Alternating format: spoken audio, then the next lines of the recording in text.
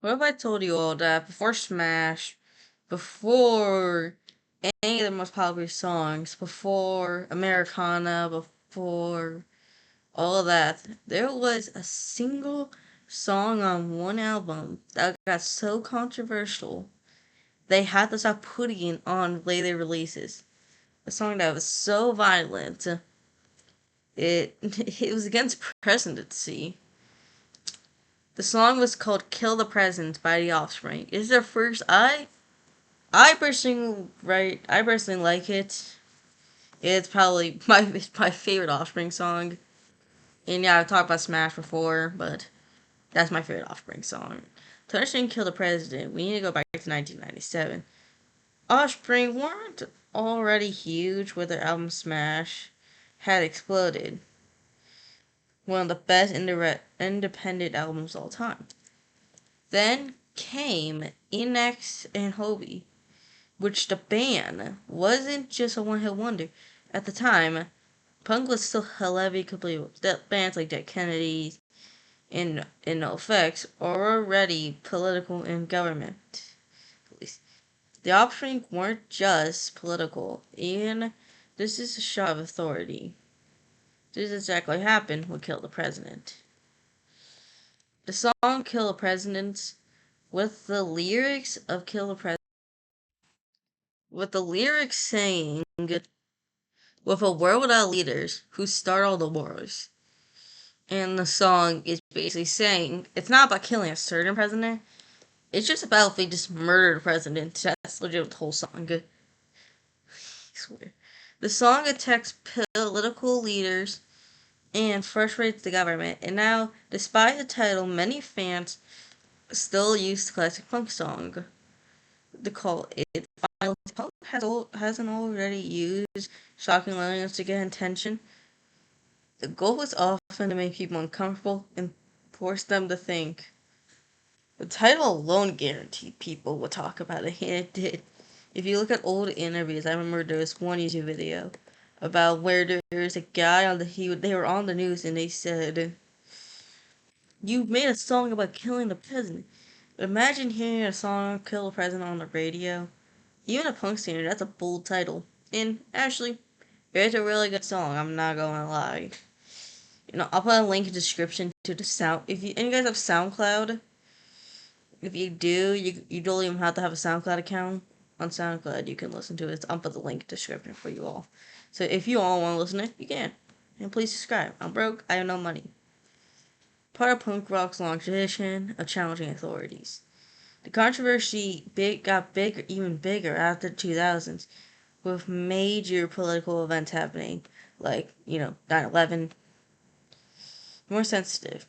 Songs that might become edgy punk jokes in the 90s suddenly different. As a result, "Kill the President" became one of the most talked about songs in Australia. It was lost in later years. Vocalist Dexter explained that he regrets he feels no longer comfortable because of that song removed from later releases. Surprised by a lot of fans, some respect the decision, others believe it shouldn't remain as an untouched piece of punk rock history. Debate still continues today. Should artists change their work as they're evolving? Or should its exact same release? There isn't the legacy in. Well, if I personally like it, if you don't, you can listen to it yourself.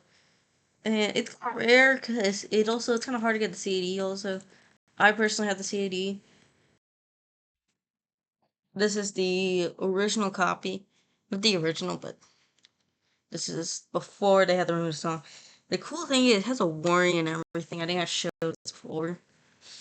Look on the back, all the songs. I don't know why it flips, but if you want to know, there'll be an 11th song. It's at the bottom. "Kill the President."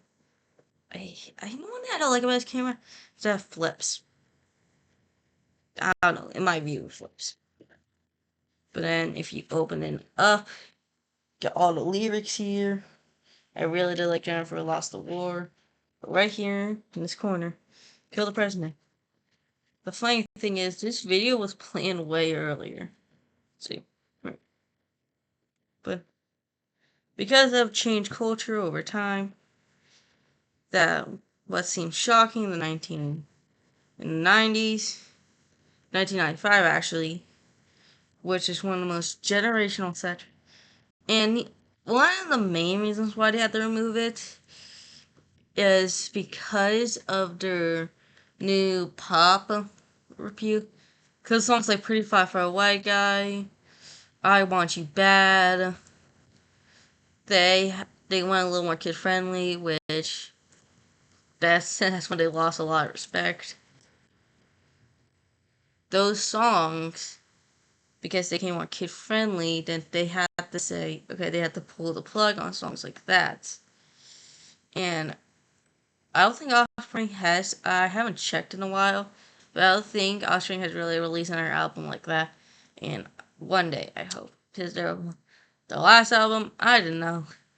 They went really poppy though. I don't really like, the one issue what I like about the Offspring is that they went really poppy. And there's so many good stuff. Their like first three few albums were really good.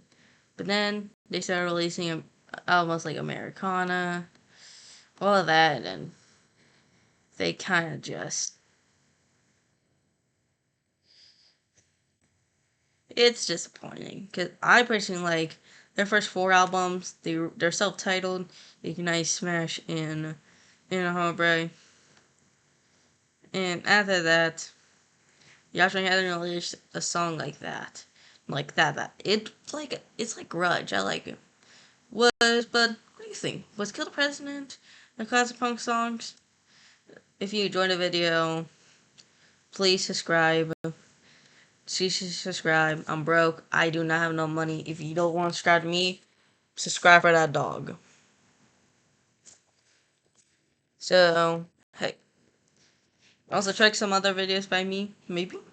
Maybe not. You will never know. Or I will never know. I actually don't know.